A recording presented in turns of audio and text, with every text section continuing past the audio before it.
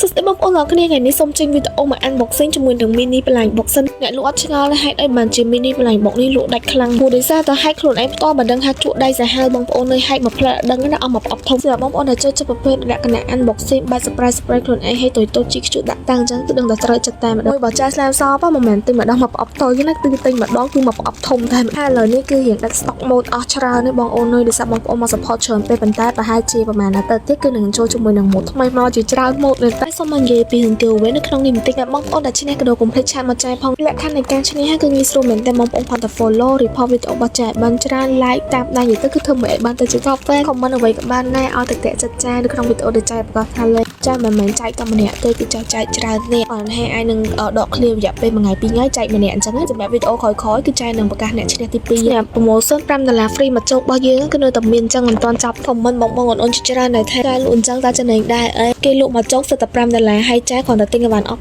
$5 free ឡើងមកជោគ